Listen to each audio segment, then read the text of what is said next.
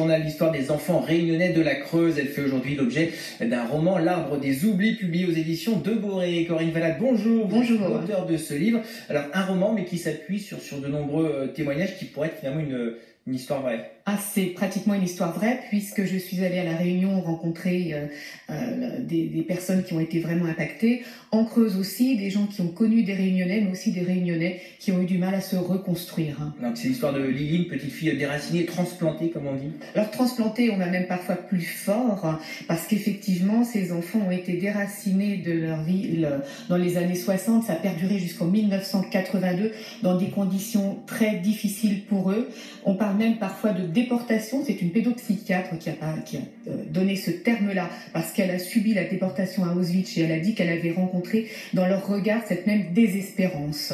Donc c'est l'histoire de la petite Lily. Oui, Lily qui naît à l'île de la Réunion et qui va être séparée de sa famille, de sa maman, de sa gros-maman, qui est un terme très utilisé là-bas, qui va être arrachée donc à cette liberté qu'elle avait sur son île pour soi-disant être adoptée, certes, mais repeupler avec d'autres enfants, parce qu'ils seront quand même 2150 enfants avec déplacés, repeupler des départements sinistrés comme la Creuse à cette époque, bien sûr. Alors, l'Arbre des Oublis, c'est pas anodin comme titre, hein, c'est une signification particulière. Oui, c'est un arbre autour duquel les esclaves, avant de monter sur les bateaux négriers, tournaient 7 fois pour laisser tout ce qu'ils avaient vécu sur leur terre. Alors, je veux dire, vous avez rencontré beaucoup de Réunionnais qui sont venus en Creuse. Ça reste toujours une cicatrice, hein, cette histoire. C'est une cicatrice très ouverte encore. C'est pour ça que j'ai mis beaucoup de temps à écrire ce livre, parce que c'est très sensible.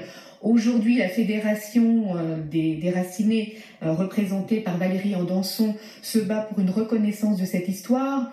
Il y a un rapport qui a été remis par Annick Girardin, ministre des Outre-mer, un rapport diligenté par Erika Barrette, qui était l'ancienne ministre des Outre-mer, qui est aujourd'hui députée, qui concerne toute l'histoire. C'est un rapport de 700 pages qui parle des tenants et des aboutissants aussi de ces déplacements. Parfait, merci beaucoup. Je précise que vous serez aujourd'hui à 18 h à la médiathèque du Grand Guérec pour parler de ce livre. Et puis dimanche, vous participerez au Salon du Livre de Boussac. Merci beaucoup. Une dernière image pour refermer ce journal.